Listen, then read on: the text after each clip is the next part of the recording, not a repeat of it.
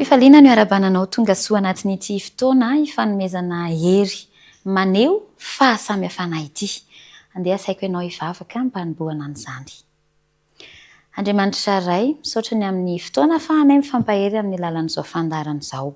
Mba azo hery tokoa ny tsirairay avy ary ho fitaovana haneho fahasamifahana amin'ity izao tontolo izao ity. Anaran'i Kristy, amen. Ho amin'ity androany ity raha iresaka ny amin'ny hoe maneho fahasamifahana isika dia andeha hijery izany hoe faharetana mitondra amin'ny fihavahana.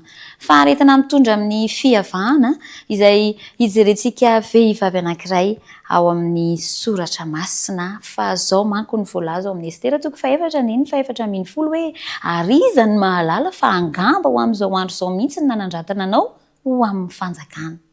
Mety efa hainao tokoa ny tantaran'i Estera rehefa tonga mpanjaka vavy izy.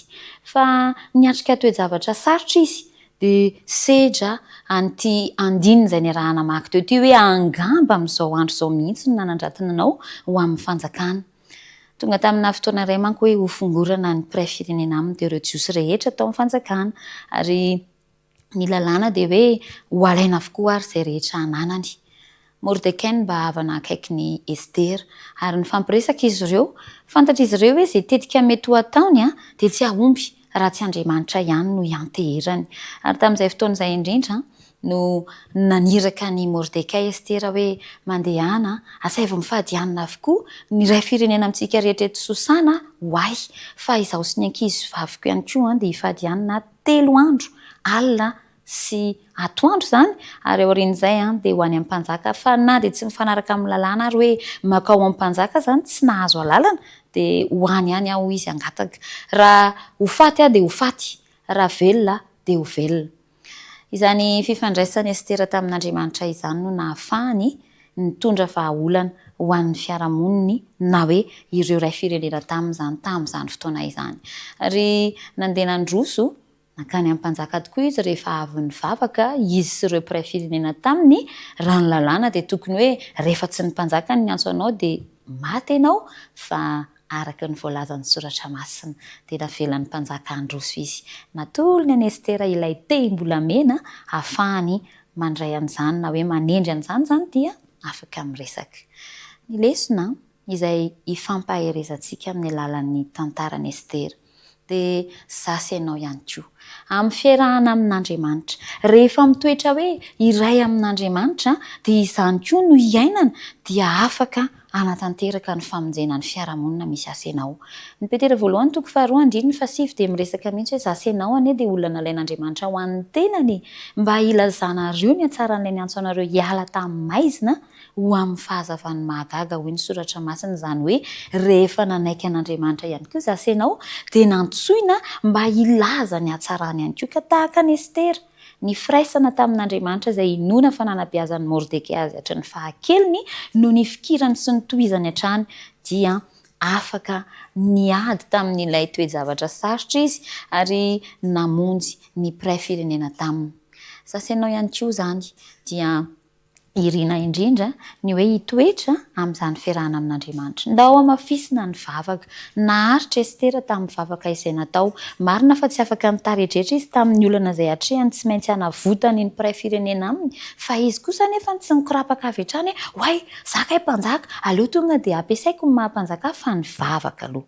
Ary izany hoe vavaka izay nampitombony ny fifandraisana amin'Andriamanitra, nampitoerany ny fifandraisana amin'Andriamanitra izany no nahitany fahombiazana ka nafahana naneho ilay fahasamifahana nampiavaka hoe zanak'Andriamanitra. Ny firaisana amin'Andriamanitra no entina miady amin'ireo zavatsarotra amin'ny fiainana dia fantatritsika moa ny tantara fa naresy Estera sy ny mpiray firenena aminy.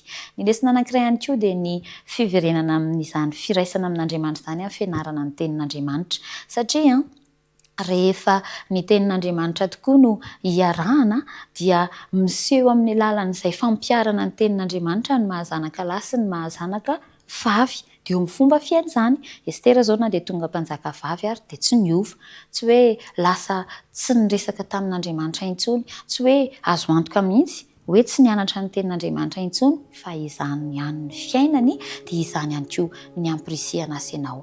Arak'izay lazain'ny soratra masina hatrany amin'ny Jaona 4:7-8 hoe dinihinareo ny soratra masina satria ataonareo fa ao aminy anananareo fiainana mandrakizay ary ireny ny manambara dia mba ho tahaka ny Estera. Na eo ary ny fiovana izao fiainana izao dia tsy nanova azy velively anaraka ny fanaon'izao tontolo izao no nahampanjaka azy fa natokana ho an'Andriamanitra foana ny fiainany, ny vavaka foana izy ary nanatanteraka ny fifandraisany amin'Andriamanitra amin'ny fikolokoloana izany fiainany ara-panahy izany.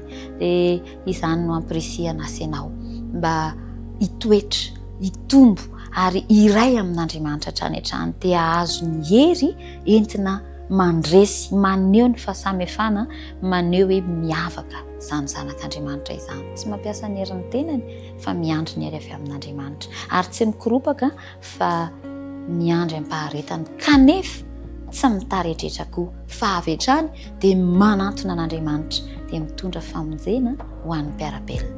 Ka ianao ve eo amin'ny fiarahamonina misy anao, ao an-tokantrano, eo amin'ny manodidina, inona re ny fahasamihafana entinao mba hamonjena ny manodidina anao?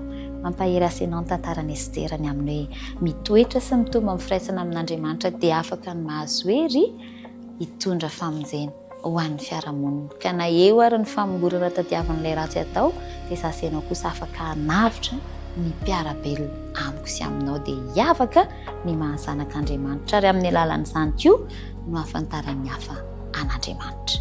Manaiky ve ianao mba ho fitaovana hizaran'ny fahatsaran'i Kristy? Andao aretina hambavaka izany.